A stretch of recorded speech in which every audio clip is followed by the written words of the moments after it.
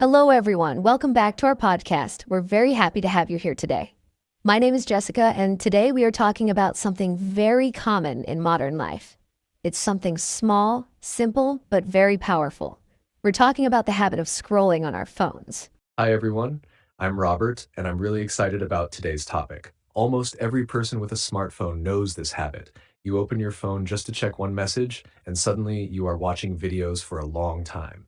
You didn't plan it, but it happens anyway. And sometimes you don't even know why you started. I think that is what makes scrolling so interesting. It feels harmless in the beginning. You tell yourself, I just want to relax for a few minutes. But minutes become 20 or 30 very quickly. And after that, you feel a little strange, like you lost control of your time. Yes, and sometimes we don't even enjoy it. That's the crazy part. We are not laughing, we are not learning, we're just moving our finger up and down. It becomes automatic. It's like your brain wants constant stimulation, something new every second. I agree.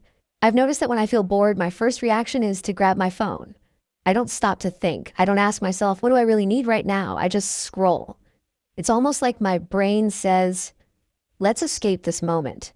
And I think many people use scrolling to escape uncomfortable feelings.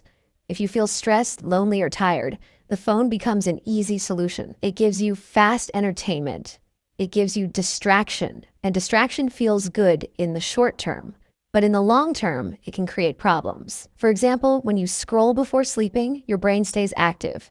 The light from the screen also makes it harder to relax. Then you sleep late, and the next day you feel tired and unfocused. And when you feel tired, you usually don't make good decisions. You don't exercise, you don't study, you don't work with full energy.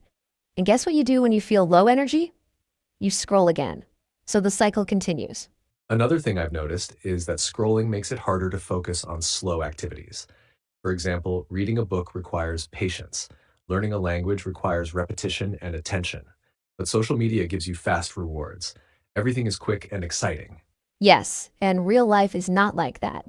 Progress in real life is slow. Building a skill takes time. Improving your English takes months. But on social media, you see short videos that give you instant pleasure. Your brain starts preferring that fast feeling, and that can reduce your attention span.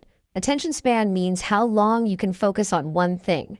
If you're used to short videos of 10 or 15 seconds, studying for 30 minutes can feel very difficult. Exactly. I also think comparison is a big problem. When we scroll, we see people traveling, exercising, making money, smiling all the time, and we start comparing our normal life with their best moments. Yes, and that comparison is not fair. Social media usually shows the highlights, not the struggles.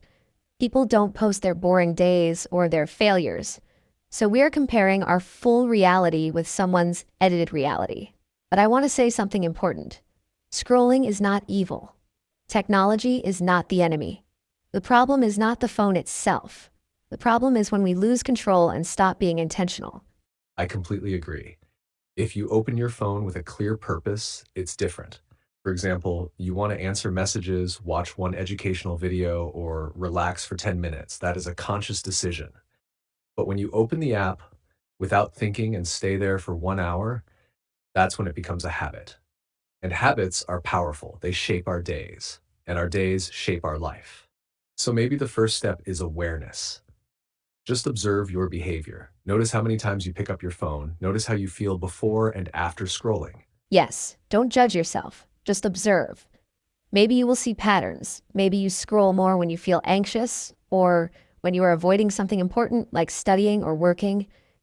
And once you see the pattern, you can start making small changes. For example, you can put your phone in another room while studying, or you can decide not to use your phone during the first 30 minutes after waking up. Small changes can create big results over time. You don't need to stop using social media completely. You just need to use it with more control and more awareness. In the end, the real question is not, is scrolling bad? The real question is, are you in control or is the habit controlling you? That's a powerful question. And maybe today, after listening to this episode, our listeners can reflect a little more about their own habits, not with guilt, but with curiosity and honesty. Thank you so much for being here with us today. We hope this conversation helps you think a little deeper about your daily habits. Yes, thank you for listening. And remember, small habits create big changes.